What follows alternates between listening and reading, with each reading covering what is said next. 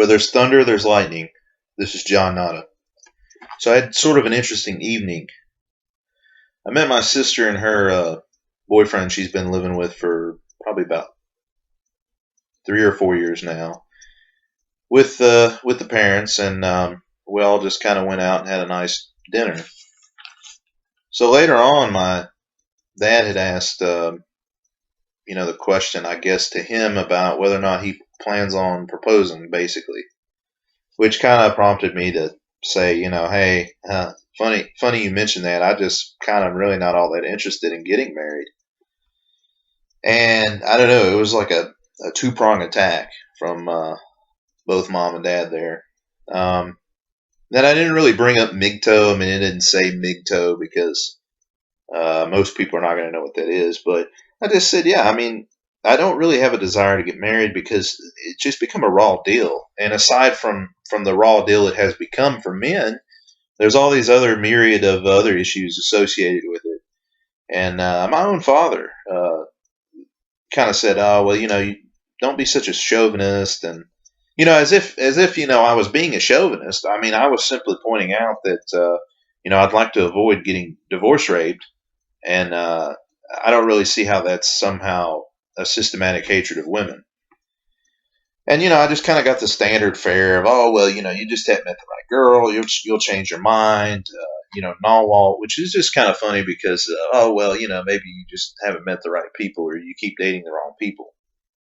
But what I've learned from my own experiences and taking the red pill is that it's not the wrong people versus the right people. It's simply AWOL.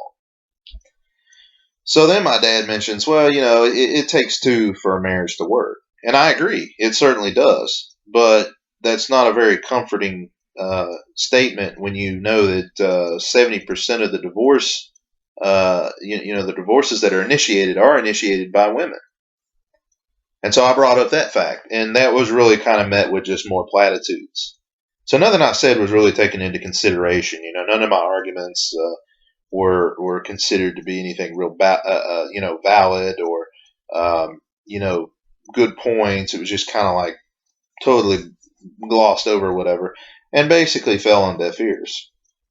And when I got to thinking about all this, I was kind of reminded of the concept of samsara in Buddhism, and then the analogy that Plato talks about in his Plato's cave. And samsara is the cycle of rebirth until the person becomes a bodhi, and they have this awakening. And so that's where the term Buddha comes from, one who is awake. And I remember hearing about the concept of nirvana in world religions class, the first time I heard about that, as not being some westernized form of cherubs on a cloud or some sedated state, but rather as seeing the truth, seeing things how they actually are, and ceasing the cycle of samsara. So not just seeing a tree, but seeing the tree for the first time, the essence of what makes a tree a tree. Its fibers, leaves, branches, not just knowing the word tree linguistically and saying it and kind of having a concept of it, but knowing exactly what the tree actually is. And it's the same with Plato's cave. The shadows are on the wall, and all that are seen are these shadows, and so the conclusion is drawn without ever having seen the reality of what is really in the cave. And so you cannot explain what you see as the one in the cave to those outside of the cave. Just as if you were a Bodhi, you cannot explain to those stuck in the cycle of samsara what enlightenment is. Likewise, you can't explain what you've come to know by taking the red pill to those stuck in the matrix. So MGTOW is like a raft. We are all going what way we feel is necessary. All of our rafts look different. So there is no set way in MGTOW. But what MGTOW is, in essence, is living life in such a way which leaves you unencumbered and allows you the most freedom and control possible over your life. This is what MGTOW is. And so there's an analogy of the ant next to the highway, or rather an ant hill next to the highway. You have two different worlds. You have the ants in their world, and meanwhile, next to their world is all this hustle and bustle on the highway. And the ants really only know their world. They only know the world in their ant hill. That is the whole world to them. And even if they knew the highway was there, would you be able to explain to an ant what that was? People commuting to work or home, or maybe going on vacation or whatever, and cars, people, a highway. I mean, would they understand these concepts? And of course they wouldn't. You couldn't explain those things.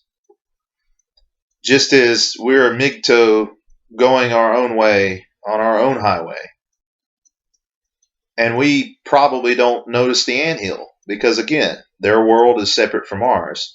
And so, as you can't explain the truths and things that we have found through experience, through knowledge, perhaps through knowledge that someone else has conveyed to us through their own experience, just as we cannot explain and impart those things to them, likewise, we're not able to go back to that world. Because now we have awakened to the truth. We have awakened to the reality. So the genie is out of the bottle. We can't put the genie back in the bottle. The toothpaste won't go back into the tube, so to speak. So we live in our world and they live in theirs. We can't explain to them what we know and what we found because they have to experience it themselves. Just like there would have been a time when I would have never believed a lot of the things that I do now about things. I mean, a couple years ago, I would have been a completely different person. And would have never believed any of it. Whether it's because I actually thought that what I thought at the time was the truth, or because I just didn't want to believe it. Delusion is a very powerful thing. You know, Carl Sagan once said, it's better to see the world for how it really is than to persist in delusion. Than to live in such a way that is not congruent with the reality. It is better to just see things for how it is than to delude yourself into thinking that, you know, that the truth that is before you is not indeed the truth. And so it really does shape how you see things. And you can't unsee what you've seen. You can't unknow what you now know. But yet it is a liberation as well. You're liberated from the thoughts of others. You know, we speak so much of a love and a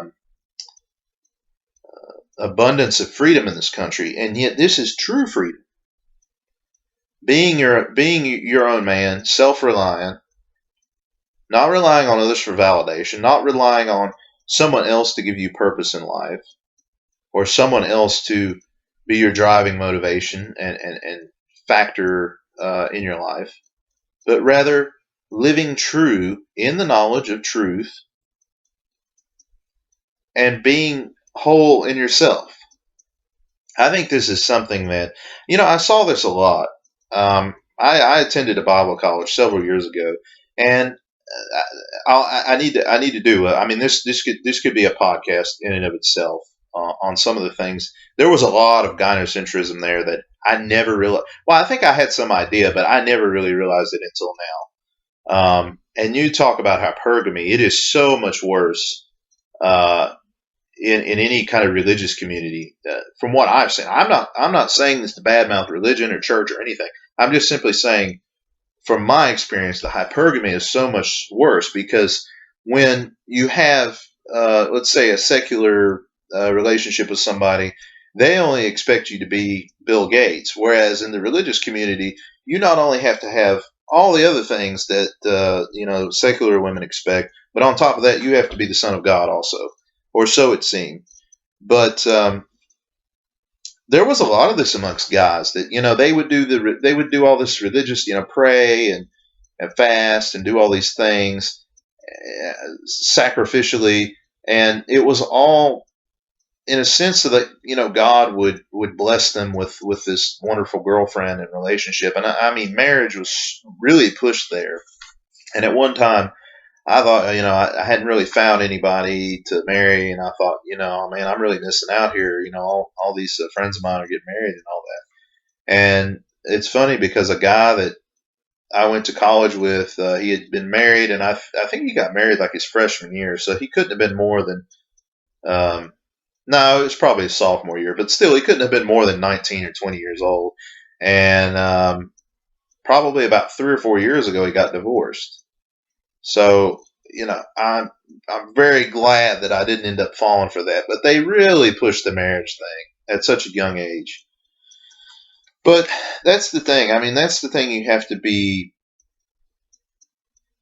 not aware of and cognizant of, is that people are not going to understand this, and they're going to think you're weird, and even your own family is going to think you're weird and uh, possibly disagree with you. But I mean, we're talking about a difference in generation here too. My parents are still married, and it was a different time, and the way marriage and divorce was seen, now is so different. And but they don't understand that that things really have changed. I mean, um, culturally significant changes, and even just the legal system itself has changed. But they couldn't understand it. It's like they couldn't understand, or they didn't want to understand, that where is the benefit for a guy in marriage? And it was almost as if they couldn't understand my point, which was the idea of being alone doesn't scare me. I'm a very private person. I enjoy my private time. I have my hobbies. And in a way, it's sort of a nuisance to have to entertain somebody or take somebody out, or, uh, even have to converse with this person all the time. I'm a very solitary person, and I very rarely feel lonely, if at all, because I have interests in things. I mean, I love to read and think and study, and so I don't really have the time to be lonely. But it's like people don't understand that there are people like that they don't have to constantly have somebody in their face. Um, not to mention the fact that it is possible. Now, it wasn't always this way, but it is possible to get to a point where, you're really just a whole complete person in and of yourself, and you don't need that validation anymore. I mean, at one time, you may have felt like you needed it, and it may have felt good and all that, but you come to a point where you don't really care what anybody else thinks of you. Because at the end of the day, the most important person's opinion of yourself is the one that stares back at you in the mirror in the morning.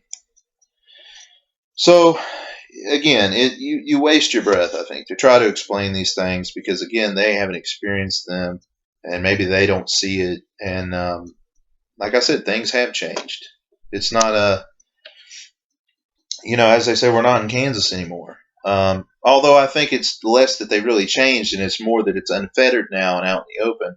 Whereas before there were these restraints and things on these things. So, well, thank you for the subscriptions and the comments and the likes and everything. I appreciate it, guys. Stay strong out there, and remember to be yourself and stand in the truth. An old saying goes, "The truth is the truth, and it'll stand when the world's on fire." These are the days of thunder. Remember, you are free to do as you're told. Until next time.